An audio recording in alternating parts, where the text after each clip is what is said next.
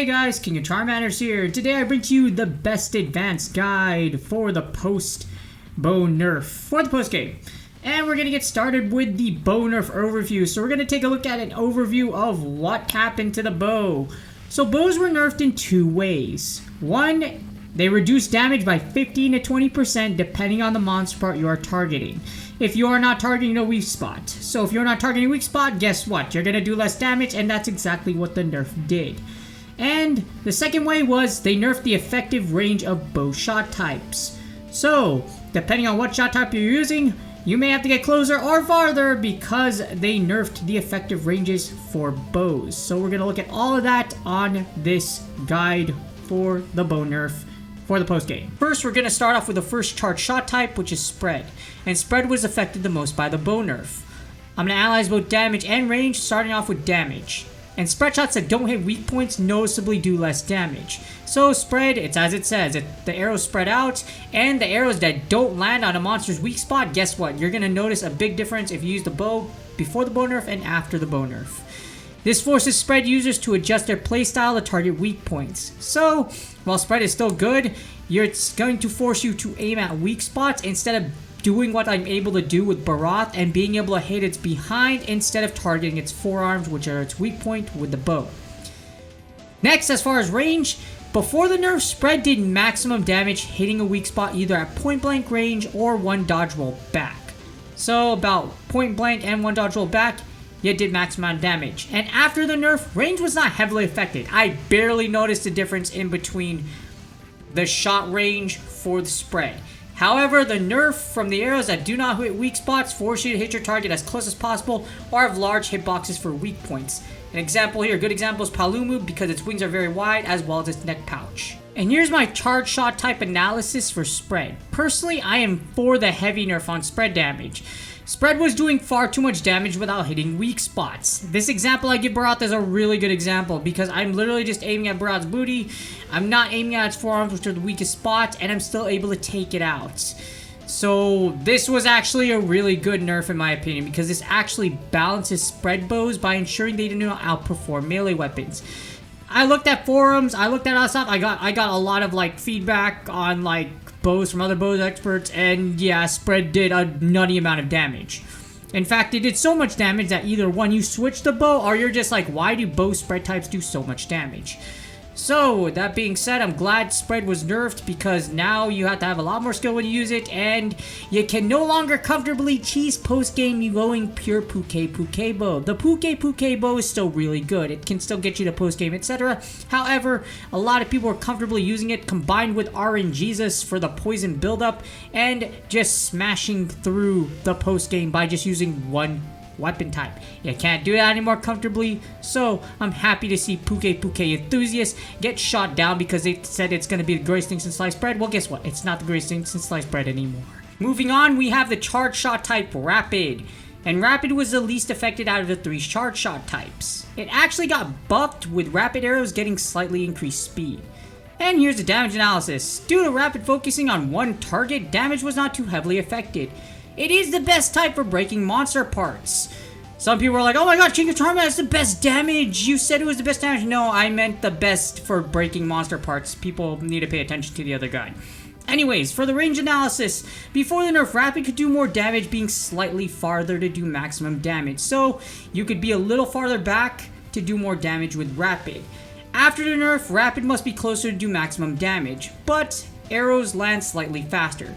So if you do a little side by side and try to time it right, about right here, you notice that when they fire together, the arrows from the after the nerf actually get there slightly faster. It's like half a second faster. That's what I meant by slightly. It's literally half a second. So not too much, but you know what, better than nothing because that half second can really matter in the long run. And here's my rapid analysis for this charge shot type.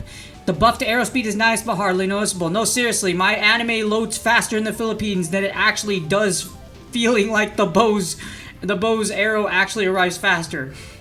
But the good thing about this is that the range nerf isn't too noticeable either. You have to be somewhat close with Rapid to make sure you're targeting weak spots anyways.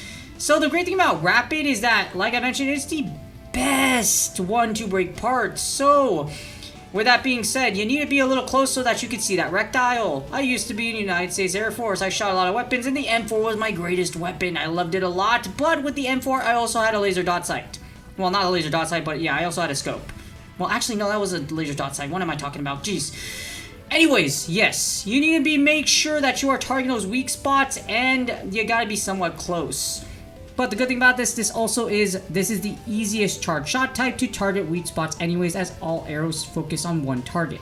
So that's a good thing about Rapid. Doesn't hurt that you got a little bit of buff, doesn't hurt that the range nerf wasn't too bad either. So definitely great for Rapid users. And last but not least, we have the charge shot type, which is Pierce. This is the second most effective out of all the charge shot types. So if you want an order, it's Spread, then Pierce, then Rapid. As far as the damage analysis goes, as Pierce travels through a monster, unless you are targeting a large weak spot, follow-up damage is noticeably lower. So, the thing about Pierce is Pierce travels through an enemy. So what that means, here's an example, Kuliaku on the right. If I hit the head, it's gonna do more damage because it's a weak spot. But you see there are arrows that will go through it and do less damage. So this is where that damage fall off matters when it comes to 15 to 20%.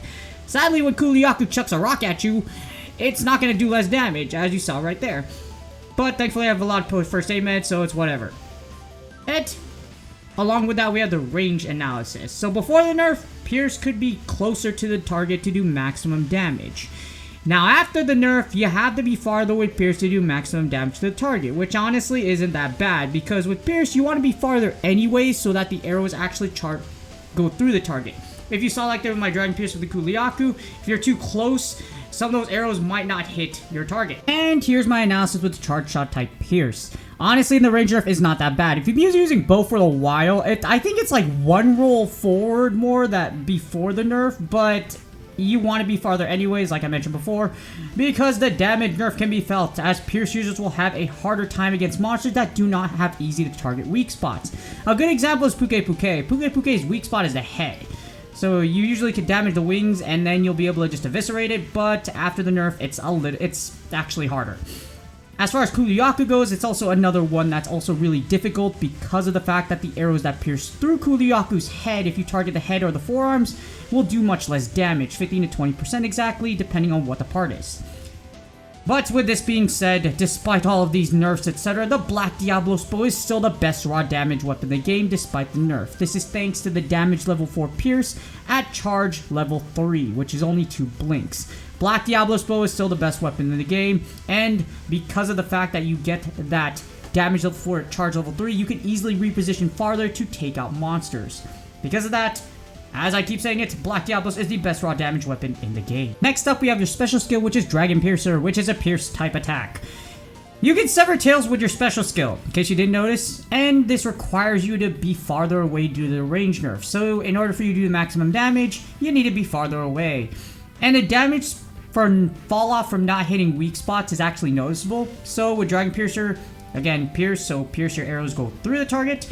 Because of that, you will notice that if you are not targeting a weak spot, you're going to see the noticeable damage fall off as a result of it. Also, don't forget, you can sever tails with your special skill. Did I mention you could sever tails with your special skill again? And with that, we have the best bow builds for the post-game.